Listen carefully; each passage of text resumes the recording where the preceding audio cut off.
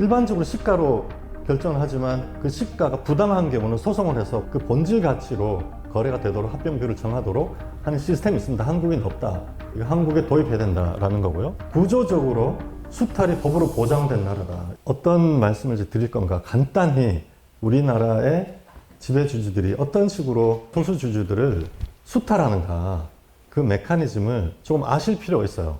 자본시장과 법률시장에 있는 전문가들이 이런 부당한 일이 일어났을 때 그걸 막으라고 그 사람들에게 어떤 권한도 주고 라이센스도 주고 뭐 높은 급여를 주면서 보수를 주면서 사회적인 대우를 하고 있는 거거든요. 그런데 그게 아니라 그 전문가들이 라이센스를 이용해서 국민들을 수탈하는데 조력하고 거기서 자신들의 이익을 계속 도모한다면 그 나라는 이제 어렵다 이렇게 보는 거고요. 전문가들 힘으로는 이게 고쳐지지 않기 때문에 국민들께서 내가 투자한 회사에 이런 일이 일어나면 들여다보셔야 된다는 거예요. 목소리를 내주시면 그 다음에 전문가들이 알아서 정부를 설득하고 바꿔야 한다는 목소리를 이제 낼 수 있는 거니까요.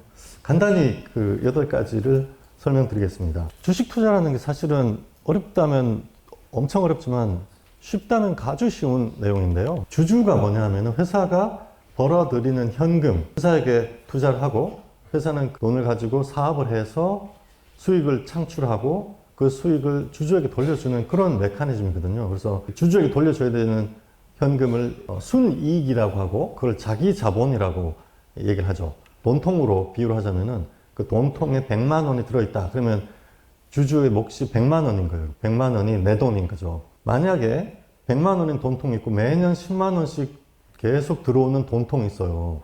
그러면 누군가 50만 원에 사겠다고 그러면은 여러분이 그 돈통을 50만 원에 파시겠습니까? 미친놈이라고 그러고 쫓아낼 거 아니에요. 대만은 그걸 200만 원에 팔고 있고 미국은 400만 원에 팔고 있다는 거예요. 근데 우리나라는 20만 원에도 팔고 50만 원에도 팔고 있다는 거거든요. 그게 PBR이라는 개념인데 왜 그런 일이 생기느냐?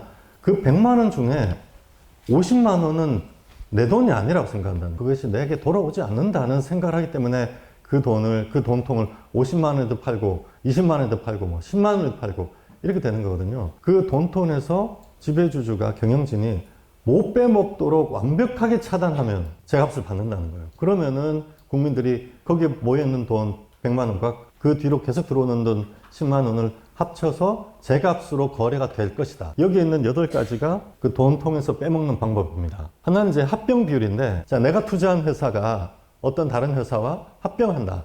주로 모자 회사 간의 합병이거나 계열사 간의 합병, 삼성물산과 제일모직 합병, 뭐 이런 것들이 되겠죠. 최근엔 동원시스템스와 동원산업 간의 합병, 이런 게 있었는데, 합병 비율이 문제인데, 합병 비율이 우리나라는 그냥 시장가로 결정하게 돼 있어요. 전 세계에서 유일하게.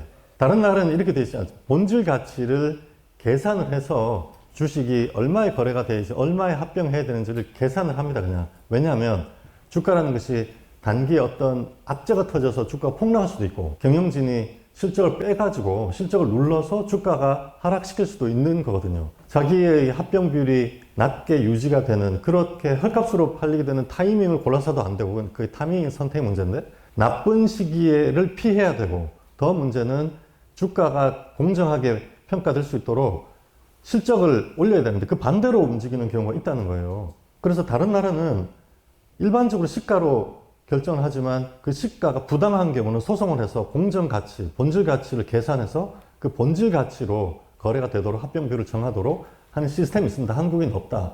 이거 한국에 도입해야 된다라는 거고요. 의무 공개 매수 제도가 있는데 약간 합병이었고 이번에는 경영권 인수를 하는 경우가 있습니다. 경영권이라는 것이 주주가 이사회에 주주총회에서 부여하는 권한인데 그 이유는 주주 전체를 위해서, 기업 전체를 위해서 공정하게 활용하라는 뜻이잖아요. 그런데 자기 주식만 높게 팔아먹기 위해서 그걸 악용한 요인이 언제나 생기는 거죠. 경영진에게는. 그것이 주주 가치에는 악재가 되니까 그런 문제가 없도록 하기 위해서 경영진의 경영권 주식을 매각할 때 양수인이 그 주식과 똑같은 가격으로 나머지 소수주주, 일반 주주들의 주식도 똑같이 다 사게 만드는 것이 의무 공개 매수제도예요. 지금 예를 들어 10,000원인데 만약에 지배주주가 경영권을 20,000원에 매각하면 양수인이 똑같이 20,000원에 똑같이 매수를 해야 됩니다. 우리나라는 이런 제도가 없어요.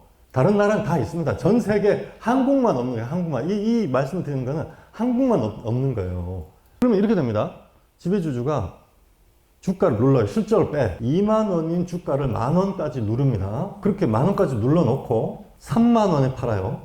내 주식을 3만 원에 팔아요. 그러면 양수인은 어떻게 되냐면은 원래 2만 원인 주식을 만 원 더 주고 샀잖아요. 그걸 이제 프리미엄이잖아요.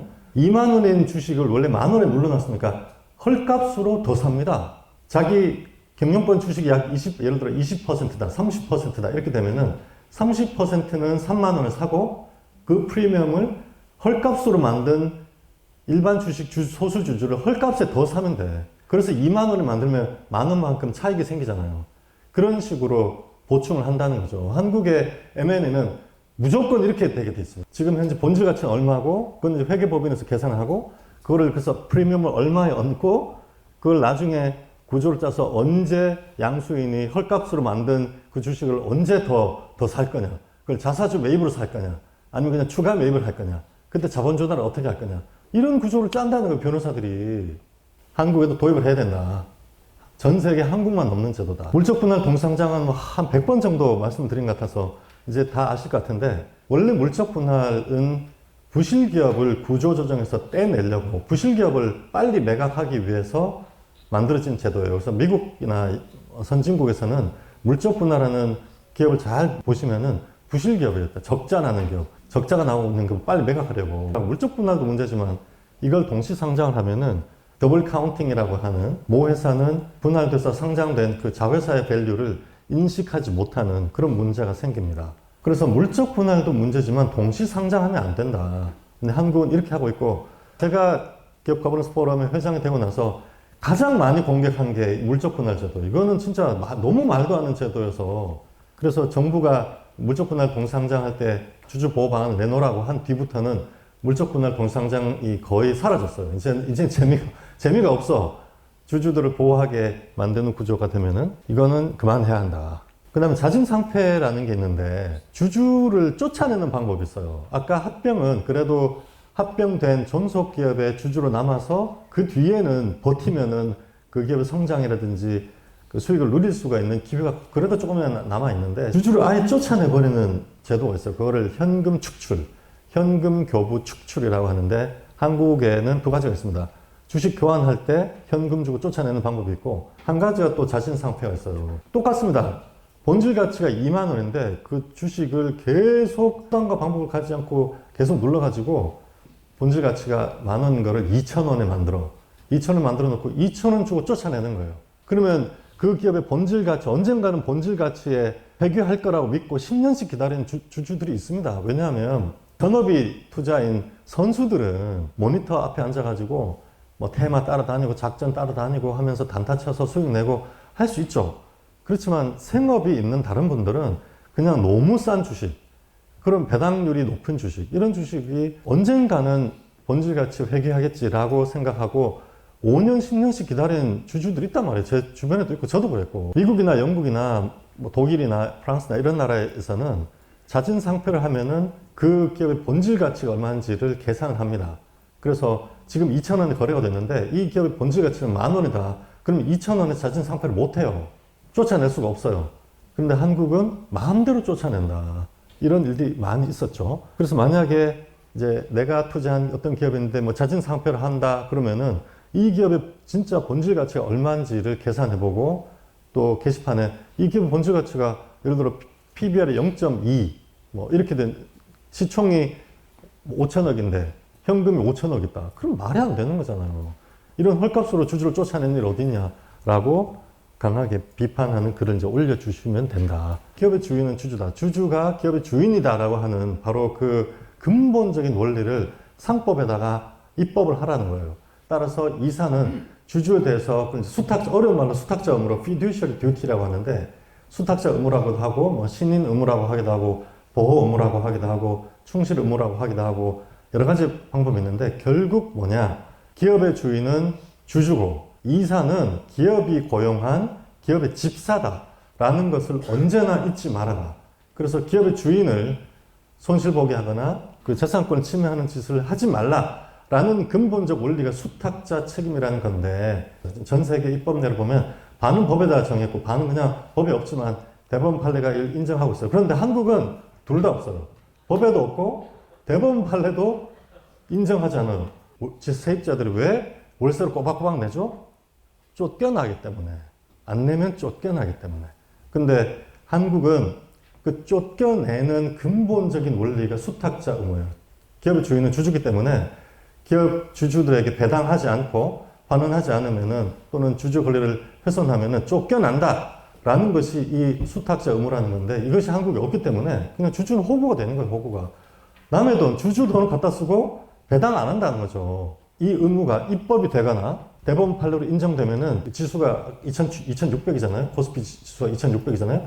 현재와 똑같은 창출되는 기업의 그 이 규모에서 지금 지수가 6천 이상 가는 거예요. 6천 이상. 왜냐하면 대만이 피별이 2.2거든요. 한국이 0.9고 대만이 2.2이기 때문에 현재와 같은 똑같은 상황에서 지수가 6천의 거래가 돼야 된다. 이렇게 이것이 도입이 되면, 이것이 없기 때문에 그만큼 디스카운트 되는 거다. 주주 권리가 없는 나라라는 것이 이제 책 제목이잖아요. 그래서 이런 주주 권리가 침해되었을 때 주주가 소송해서 그걸 구제받을 수 있어야 되는데, 두 가지 때문에 한국은 소송해서 구제받을 수도 없는 나라다라는 것이고요.